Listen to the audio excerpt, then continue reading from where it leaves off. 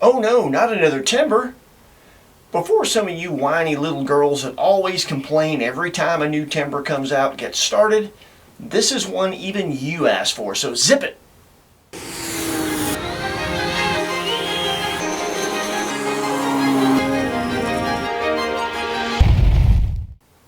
What's up everybody, I'm Adam, you're watching the Model Aviator channel, and of course earlier we were just poking fun, making a little joke, although I'm sure somebody will find a way to be offended. It is what it is. Today we are taking a look at one of the more anticipated timbers ever to come out. This is the brand spanking new E-Flite Night Timber X Evolution. This one is pure Timber X in the air, but it has been updated and upgraded with some of the finishing touches that we've all been asking for to make it the Timber X to have. Let's check this thing out. The assembly on this one is very simple. The manual, as you might expect, is very comprehensive. It explains the steps very well. There's no glue required. And they've made an improvement to the Night Timber X Evo that makes getting this one together even easier than the previous Night Timber X. There's not a lot to this one, very low part count. We started with our main gear. There are rotating aluminum brackets on either side of the main gear bracket at the bottom of the fuse. You want to screw each gear leg to that bracket with 2 machine screws. Be sure and use Loctite so those don't come loose on you. There are 2 brass eyelets and self-tapping screws. You're going to put those eyelets in the loops at the end of each set of springs, and then use the self-tapping screw to screw that eyelet and the spring into their respective spots. Next, we installed our horizontals. There are 2 tube spars for those horizontals. If you want to set the airplane up more for sport flying, there's a lightweight carbon spar. If you'd like to set it up and gear it more towards 3D, there's a heavier metal spar to get the CG a bit further back. There are plugs on each horizontal half for the lights, and there are sockets in the fuse that are marked for polarity when you plug those up. We utilize the metal spar. You slide your horizontal halves into place, use a single screw on top to tighten those down, and plug your lights in. Next, we installed our wings. There's a single carbon spar. You bring the wing halves together. There are now 2 quick connect plugs for each wing side. You plug those in, and then you'll plug 2 additional light plugs into the light controller. It's tongue and groove at the front. Make sure that all the wires are clear. When you bring the back down, you'll use a plastic bracket and 2 nylon wing bolts to secure the wing. Next, you'll install your aluminum prop adapter directly to the front of the motor using 4 machine screws. Be sure and use Loctite. At this point, the only thing left to do is install the L bend of the pushrod into the control horn for the elevator. All the other pushrods are pre-installed at the factory. And then balance your prop and install that in the spinner. The Night Timber X Evo has a wingspan of 47.5 inches. It's 41.5 inches long. Our example weighs 3 pounds, 14.3 ounces, ready to fly with a Spectrum 4S 2250C pack. It has an Avian 70 amp Smartlight ESC, a 2815 900 kV 14-pole motor, 9-gram Metal Gear servos throughout, and is intended for 3 or 4S 2200 to 3200 milliamp packs. The Night Timber X Evo is pretty much a park flyer size airplane. Obviously you can fly it at a sanctioned flying area, but a decently skilled pilot should have no trouble flying this airplane at a park or a schoolyard. You just need to make sure that you're aware of the laws governing model flying where you live. It'll be sold as a plug and play or a bind and fly. The plug and play will have all the electronics installed except for a receiver. The end user chooses the radio protocol and installs their receiver of choice themselves. This is the bind and fly. With the bind and fly, it comes with all the electronics installed, including a Spectrum AR631 Plus receiver. That is a Spectrum DSMX DSM2 protocol compatible receiver that is equipped with AS3X Plus stabilization and optional safe select. It also has the new smart transmitter file for setup in that receiver that you can upload into your transmitter. We'll talk more about that when we get to the setup chapter. It is a 5-channel airplane out of the box with the potential for a lot more, particularly if you're flying Spectrum and it is the bind and fly. You'll have elevator, rudder with a steerable tail wheel, ailerons, flaps, and of course throttle control. If you have a Spectrum Airwear compatible transmitter where you can get into forward programming, you can go into avian programming and program thrust reverse. That'll be your 6th function. If you want to activate Safe Select and put that on a switch, that's a 7th function. But since those are virtual functions with a Spectrum, and you don't need a slot from the receiver to do that, you can remove the Y harness that the flaps are in and put each flap into its own separate slot, and then mix in full span ailerons and put that on a switch for a 8th function. We'll also show you how to do that when we get to the setup chapter. And of course, if you have a Spectrum telemetry capable receiver, you'll get the full boat of Spectrum Smart Telemetry. You've already seen a couple of the things that make this Night Timber X quite the evolution, so to speak. Obviously, the quick connects for the electronics for the wings make taking the wings on and off so much easier. You don't have all those wires to deal with anymore. That's something everybody wanted. And of course, this is a really big deal here, and it's a really nice top hatch, very well done. It's lined with plastic, as is the fuse, so you can't booger that up. There's plenty of room in that battery bay, even for the width of a 3200 or 3300 4-cell pack. But the nice thing is the depth. It goes quite a ways back, so you can put the battery pretty far forward or very far back. There's a lot of CG adjustment just with the battery alone, which is really nice. And then the third thing that everybody wanted, the gear on the old Night Timber X was a little bit weak. They have reinforced the gear mounts on the fuse for this airplane, and these springs are much more heavy duty springs. So they addressed the 3 things that everybody wanted. That was it. And it does make this quite the evolution. And of course it has all the other prototypical Timber X stuff. You got a set of leading edge slats that you can install if you'd like to do that. And of course the lights are really something else. Just the conventional LED set, the 2 landing lights in the nose, the wingtip navigation and strobe lights, the rotating beacon on the top and bottom of the fuse. Those are nice in and of themselves, but you still have that JST plug. When you plug that in and you've got a battery in there, that sets off all of the LED light strips throughout the airframe and illuminates the airplane from within, and it is just amazing. You can fly this thing in pitch black dark. It's just totally badass. And of course, one really nice thing about the Timber X, this is the true multi-purpose timber. Lots of them can do a lot of jobs. This is the only one that is meant to be a step above timbers that can do some 3D and be capable of doing all 3D. It is literally a 3D, fully 3D capable airplane, 3D XA. It will do it all. The limit is simply just the pilot. Plus, in the conventional wing setup without full span ailerons, if you're just using flaps, this airplane makes a great STOL plane, and with the reinforced gear, it's going to be a good bit better for bush flying, so it truly can do it all. When it comes to setup, the manual will have all the pertinent information you're used to, things like CG, expo rates, pushrod placement. It will all be there for conventional setup if you want to do it that way. However, if you get the bind and fly like we have, you can take advantage of that smart transmitter file if you have a compatible transmitter. They are listed here. If you have one of these transmitters, when you go to bind this airplane, you're going to be asked a question. And that is simply, do you want to use that smart transmitter file or not? If you decline, that's fine. You just set the airplane up like you normally would.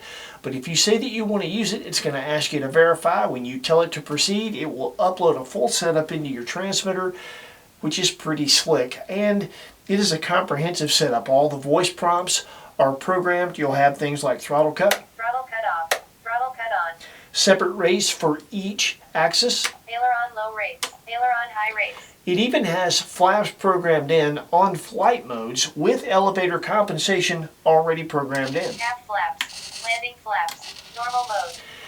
One of the advantages of having that on flight modes with the trim set to flight modes is that at any position, Half flaps. you can completely retrim the airplane. You can not only adjust the down elevator compensation, but you can adjust rudder and aileron trim if need be to make sure that the airplane flies perfectly the way you want at every flap position. I think that is pretty cool. The only thing that is not programmed in, if you like to utilize a timer and you don't use telemetry, you have to program in your timer, but everything else is there. So when it comes to our personal setup, we're going to do some STOL flying with this airplane, but we primarily want to do 3D and XA with it. Obviously, making it good for that is going to make it pretty good at STOL too, so that's a nice little side effect. There's a few things you can do to make the airplane optimized for that. The first thing is CG. You can't have a nose-heavy airplane perform in 3D very well at all, but there's a misconception that they have to be super tail-heavy to do it. That is not true. Neutral or rear neutral is typically fine, and the airplane will do 3D just fine. So we utilize the metal rod as the horizontal spar rather than the lighter weight carbon tube. That's one way to do it. You have a lot of battery adjustment like we talked about before. And if you really want to get it tail heavy, the airplane comes with about 1.25 ounces of extra weight. There's a slot that is cut into the bottom of the fuse directly underneath the horizontal. That is for that weight. You can glue that weight in, and then there's a cover that you can either tape or glue over that to make it look nice and neat and get that CG as far back as you feel like you need to get it. The other thing that you're going to need is full span ailerons. With the smart transmitter file, you're going to have conventional ailerons and flaps, and by the way, these servos are super fast, which if you want to fly 3D and XA, that is really a must. So I'm impressed with the speed of these, really something else. But that's not going to be enough to keep this airplane from torquing out on you. If you put it into a hover, you will need full span ailerons. The manual will have instructions to do that. You can do it that way, you can do it the way we did it. We modified one little part. The first thing you're going to have to do is go to the receiver. The light controller is plugged into slot 5 or the gear slot. You want to unplug that, plug that into the bind port. That will power the lights just fine. Then you want to unplug the Y harness from slot 6 or aux 1. That is the Y harness that both of the flap servos are plugged into. Get rid of that Y harness, plug the right flap into the gear or 5th slot and the left flap into the aux 1 or slot 6. Then what we did, and this is where we did something a little different that the instructions don't tell you, we went into our wing configuration on our transmitter and changed it to 1 aileron, 2 flaps. And what that will do is just cut down on the number of mixes that you need. You need a couple the way the manual is going to tell you, because you're going to have to mix each flap individually and just put them on the same switch. This way we're able to go into mixing and just do an aileron to left flap mix and dialed in the values, and that's all we had to do. Now when we flip our switch, Full span ailerons, rock and roll mode. I love that. Now full span ailerons ready to go. We can flip it the other way, right back to a conventional wing. One little caveat to that is if you go to dial in your values and you notice that both flaps are going the same way rather than opposing each other like they should, like ailerons, all that means is that you got the flaps mixed up when you plug them into the receiver. They're backwards. That's fine. You don't have to go back there. Just do an aileron to right flap mix, and that will be the mix that makes them oppose each other. You just make them oppose each other, dial your values in until the endpoints exactly match the ailerons, and you're good to go. You're done. Now you got full span ailerons. Assign it to the switch you want and rock and roll. We didn't make any mechanical adjustments to our plane. All the push rods are in the stock position. We are utilizing the smart transmitter file, but once you upload that into your transmitter, you can go in and make any adjustments or changes that you want to make. We made a few. Our full setup info pages are going to come up next. If you want to pause those and duplicate our setup in your airplane, you can. Right after that, we'll get into the demo flying. We flew it on 3-cell 3200, 4-cell 2200, and 4-cell 2900. You'll see a little bit of footage with all those. Enjoy the flying. We'll meet you back here. We'll give you our final thoughts.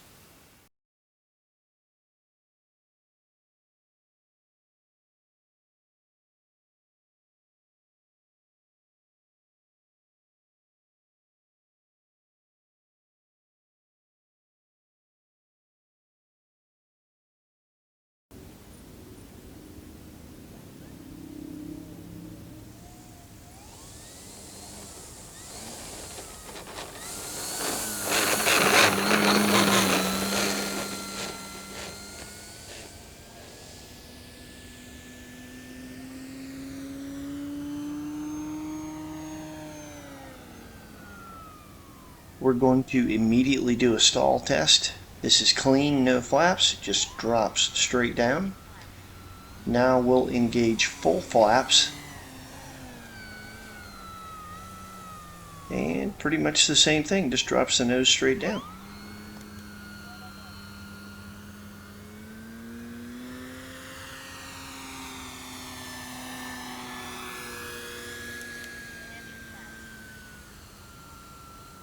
We'll go ahead and leave full flaps deployed, and we're going to do a slow pass. You'll see it gets very slow. It's very stable.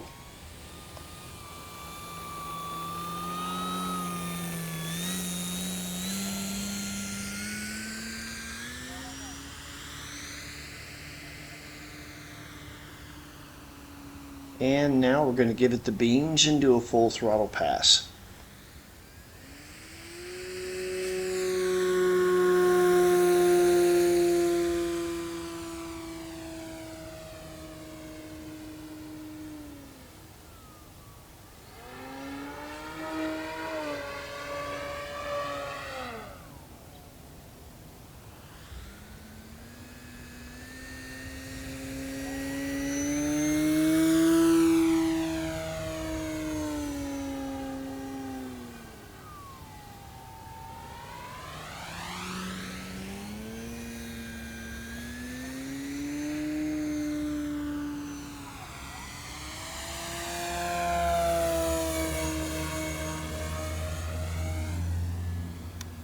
The roll rate is very fast in the conventional wing setting. When you put it in full span ailerons, it's a drill bit.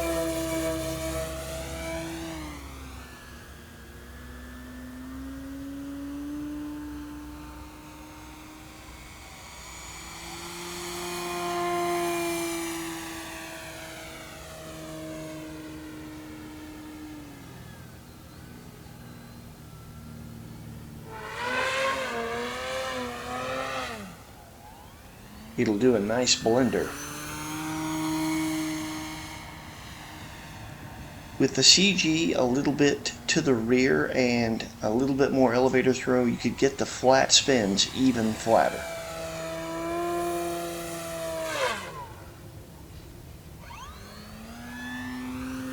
It does a really nice pop top. Pretty much anything you want to do in the way of aerobatics, 3D, XA, if you've got the skill, it has the capability.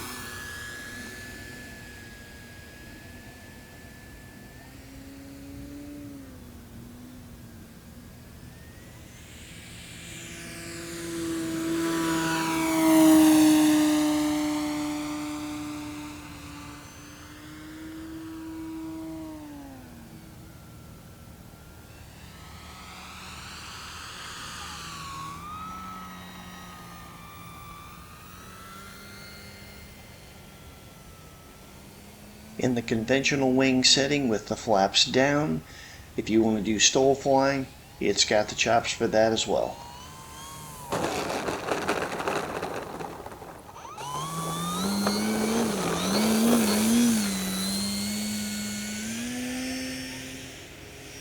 Keep in mind, if you want to utilize reverse thrust, you can shorten those landings to almost nothing.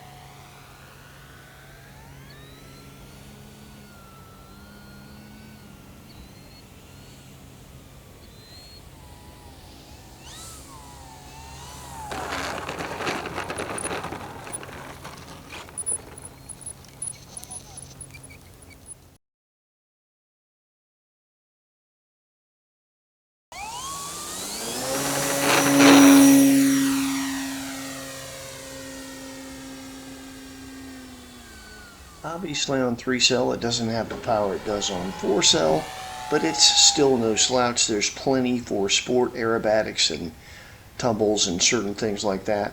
With a lightweight 3-cell pack, you really have the potential to make this thing capable of slowing down really, really slow for better stow flying.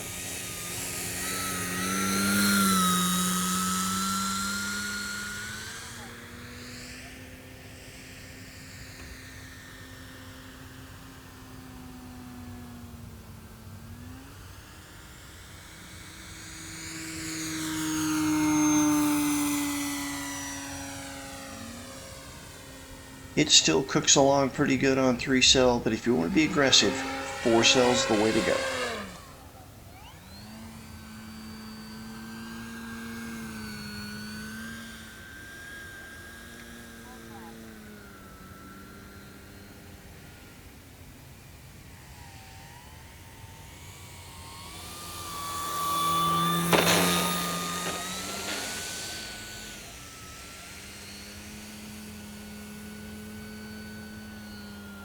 Here we're just taking the opportunity to show you how stable it is going really slow, and I'm trying to do some one-wheel circling touch and goes. I do a pretty crappy job of it, but you get the gist.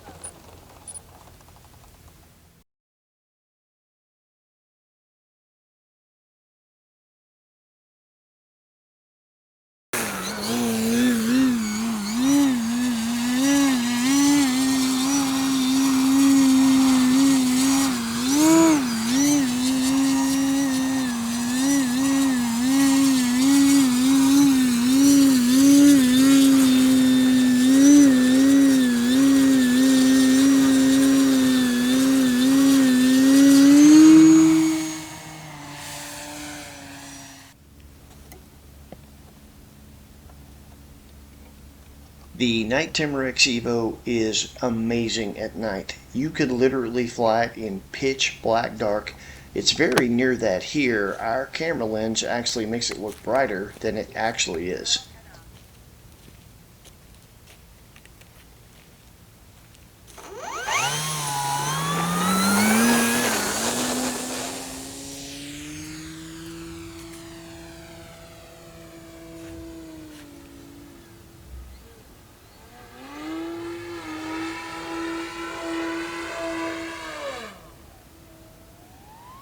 We only had a little bit of one afternoon to fly this thing because of scheduling and weather.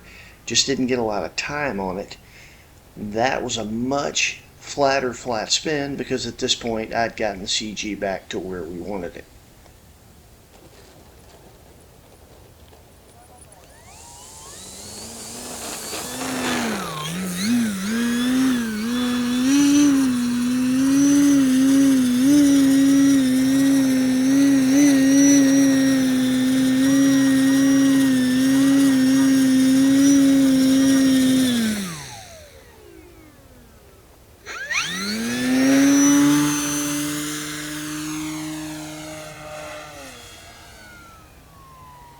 We all know that hovering is cool, but doing it at night is just way cooler.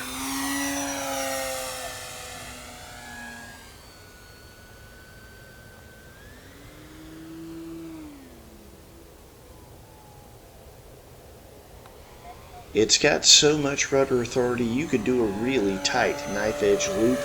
I give up on the back side of this one because it's night and I just kind of chickened out.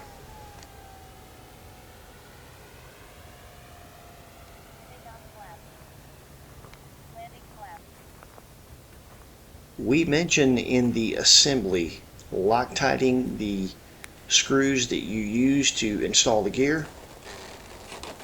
That is why.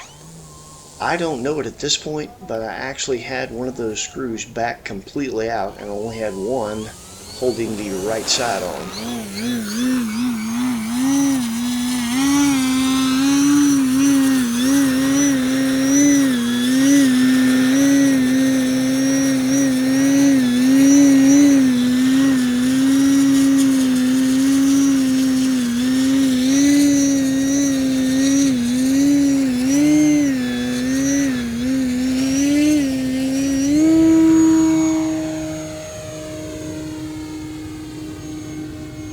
has more than enough power on 4-cell to punch out of a hover, and that's a good sign with any 3D plane. She'll do a nice crankshaft too. Wonder if the folks in that airliner thousands of feet above us saw that.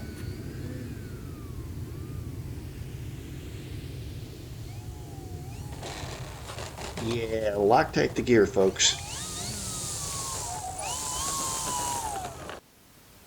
The capability and versatility of a Night Timber X, and especially this evolution, should not really surprise anyone. They've been very capable and very versatile for a really long time. The new one is just simply much more convenient than it used to be. It's much easier to deal with on a day-to-day basis as an everyday flyer. And one thing I will point out about this airplane, and I can't put my finger on exactly what it is, but I've flown Timber X's in the past, and this Night Timber X Evo flies better to me than the older versions do. I would imagine it has something to do with AS3X Plus. That is probably a large part of it. AS3X Plus really shines with airplanes that have 3D size control surfaces, and throw makes a big difference. It's a really good flying airplane. And when it comes to skill level, Horizon says this is skill level 2. I totally agree. If you have mastered a trainer, you can tone the throw down on this airplane and make it very docile.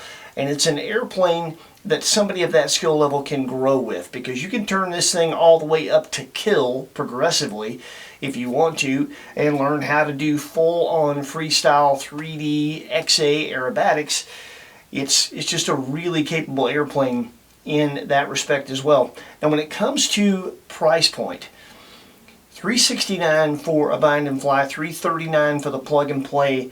That does seem steep on the surface. I get it, but I think there's a couple of things that a lot of people don't think about. Maybe they don't know. This is an all-new airplane. You can't modify an existing mold. When you make a change like this and you go from bottom loader to top loader, you have to completely revamp the battery bay area and the way the wings mount and stuff like that. That requires somebody to go in CAD and completely redesign it. Even though aerodynamically it's pretty much the same, you have to redesign it to make these changes. Then you have to have a brand new mold tooled. And the cost to tool a brand new mold is astronomically high. It's twice what it was less than a decade ago. That is a big increase. And it means when you do an all-new airframe like this, that the price point is just going to be higher. It has to be. It is unavoidable. It is what it is. But that said, given the improvements that they have on this airplane, I think it is well worth it. This is the Night Timber X that we all asked for. This is what we wanted out of every Timber X that's ever been made. All the complaints have been addressed. This is it. It is truly an evolution, and I think it's worth the price point. So, if you would like to add one to your hangar, we'll put some links in the description where you can do just that. When you do that, that helps support our channel, and it lets Horizon know that you like what we're doing. When you do that, we appreciate it. Thank you so much. That is it for us. Be on the lookout in the future. This is an airplane that's going to be in the Horizon lineup for a long time. We'll do some future videos. I definitely want to get more stick time on this and show you everything I'm capable of doing with a 3D plane with this one. It's much more capable than I showed. And so we'll look forward to a video in the future showing you that. Maybe we'll do a challenge with it with some other pilots, something like that. There's a lot of content that we're going to get out of this one, so be on the lookout for it. That's it for us. Take care of yourselves. Happy flying. We'll see you next week with something cool with wings.